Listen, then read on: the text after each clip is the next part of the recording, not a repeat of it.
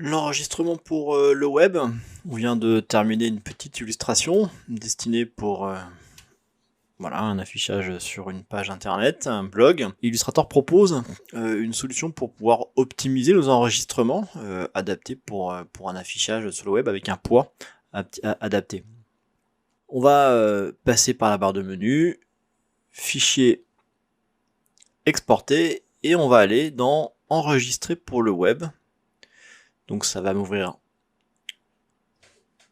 une boîte de dialogue avec des options. On a dans un premier temps un affichage de notre illustration, ici, avec un premier onglet qui va nous permettre de choisir si on veut faire un affichage optimisé, c'est-à-dire le résultat obtenu après une série de réglages que l'on va pouvoir traiter à droite. Je peux, et c'est là que c'est intéressant à travers cet outil, choisir un affichage pour deux vignettes.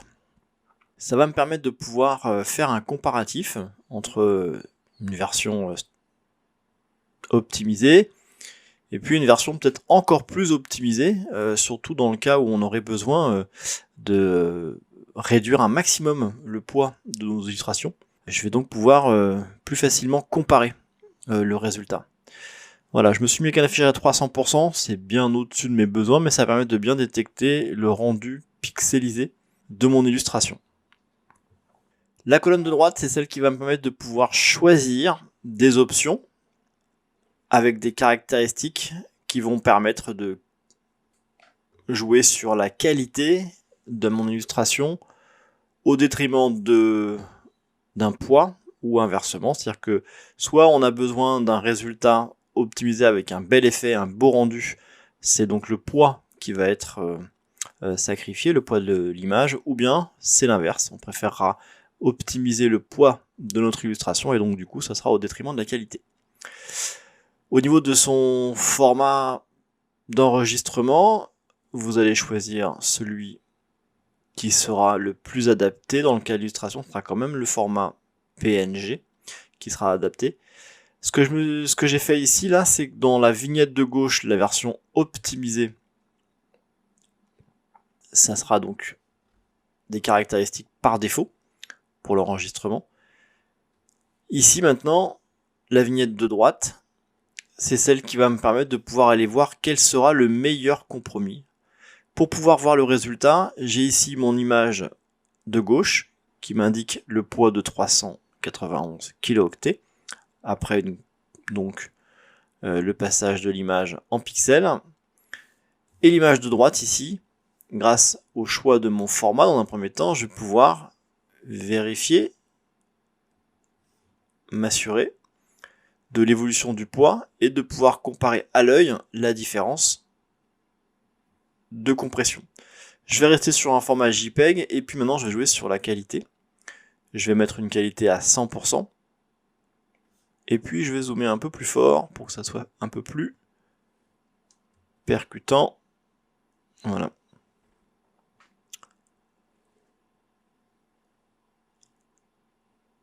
Donc je suis avec une qualité JPEG maximum, avec un poids donc de 37 kilooctets, bien inférieur à la proposition de ma version optimisée.